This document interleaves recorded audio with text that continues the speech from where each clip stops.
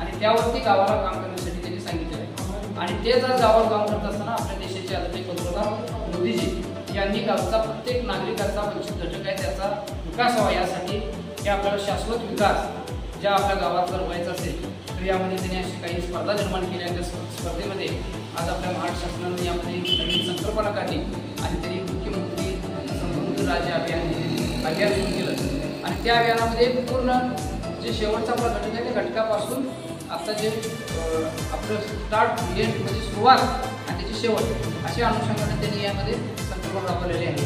आणि त्याच अनुषंगाने आम्ही नरवाडमध्ये सुद्धा बाबा की आपला नंबरच यायला पाहिजे आणि नंबर यावा असा आम्ही न प्रयत्न करता या दृष्टिकोनातून आमच्या गावामध्ये काहीतरी थोडी बहुत कामं होतील आणि त्या अनुषंगाने काही असतात म्हटल्याबरोबर की अंगणवाडी आम्ही सगळ्या पूर्ण रंगवून घेतल्या म्हणजे त्या अंगणवाडी डिजिटल करण्याच्या दृष्टिकोनातून म्हणजे की अभियान डोळ्यासमोर धरून आपण ते कार्य करतो।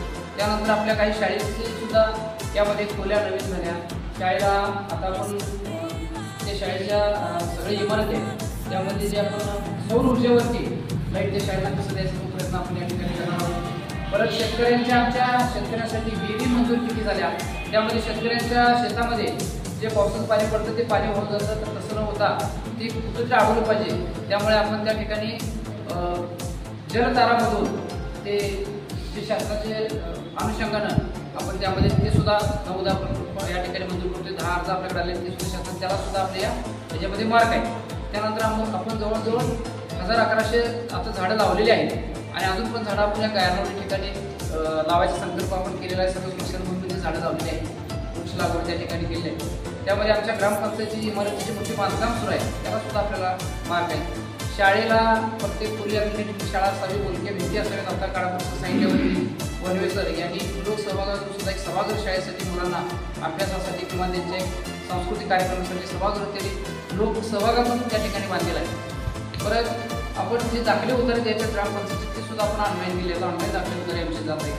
परत त्या तिथे गोष्ट म्हणजे वैशिष्ट्यपूर्ण नाविन्यपूर्ण वैशिष्ट्यामध्ये आपल्याला आपल्या गावाला त्यामध्ये मार्क पडला आहे कारण त्यामध्ये आपण गेल्या वर्षापासून आपल्या आई वडिलांना सांभाळा नाहीतर प्रॉपर्टी विसरा असं एक आपण नियोजन लावलेलं होतं आणि त्याच्या काही तक्रारी त्या ठिकाणी आलेल्या होत्या आणि त्या तक्रारीचं निवारण आम्ही केलं आणि आता ते तक्रारी याचे बंद झालेच आहे।